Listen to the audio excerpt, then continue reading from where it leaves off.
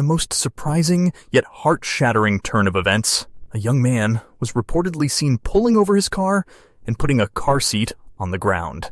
After he fled the scene, several onlookers were taken aback by what they saw. Here's what happened next. Before we continue, please take some time to subscribe to Dailydose, like, and share this video with your friends. Children deserve to grow up in a loving home surrounded by supportive and affectionate parents who would always prioritize their safety. Regardless of what happens in the world around them, kids know they can always run into their parents' arms and survive the sore trials. But imagine the irony of those youngsters who feel anything but safe in their parents' presence.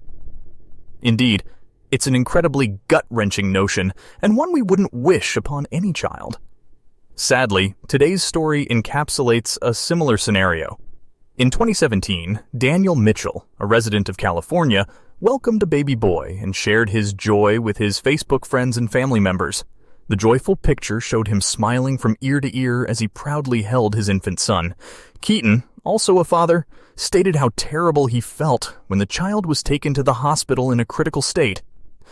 Nobody could have guessed at the time that only 2.5 weeks later, things would take an unexpected turn, and the then 18-year-old Mitchell would turn his back on one of his own. It all began on one hot summer day in July 2017, said to be a Monday, when a young man was caught on CCTV cameras leaving a baby in a Sisun City strip mall. The young parent allegedly dropped his newborn in the shopping mall's parking area around 3:15 in the afternoon. The baby boy was found to be 16 days old and was reportedly left all alone in the 100 block of Sunset Avenue. According to the photos taken by a nearby shop's security cameras, the young man, reportedly identified as Mitchell, stopped his car in the Sunset Shopping Mall's parking lot, took out a car seat, placed it on the ground, and then disappeared with his car after a few minutes. Wendell Cooper, who ran a barbershop next to the shopping center, noted how the man opened his car's back door and put the car seat down before driving off. Moreover, the security footage from Mega Smoke Shop in the strip mall reportedly captured the same scene. How was the baby found? Cooper and one of his workers were the first ones to see the car seat. When they walked toward it, they saw a baby inside. Police officers who arrived on the scene were dumbfounded to discover that the infant had been reportedly abandoned in the parking lot. Cooper recalled bringing the baby inside his shop and waiting for some time, hoping the father would return to take him since he might have forgotten the child. But when they watched the security footage, they realized the man seemingly had no intentions of returning. "It's heartbreaking and something I've never seen in my life," expressed Karen Gruel, one of the onlookers and Mega Smoke Shop's owner. "This guy must have been crazy," an eyewitness also said. Another person who spotted the baby in the car seat was Eric Keaton, who was with a customer in his barbershop at the time. Keaton said he alerted the police immediately and noticed that the baby boy was swaddled, wearing a diaper, and seemed fine while sucking his pacifier. He recounted how the baby's tongue appeared like he had just fed milk from a bottle. Was the baby alive? Per the local police, the infant was taken to a hospital as a precautionary measure and entrusted to Child Protective Services.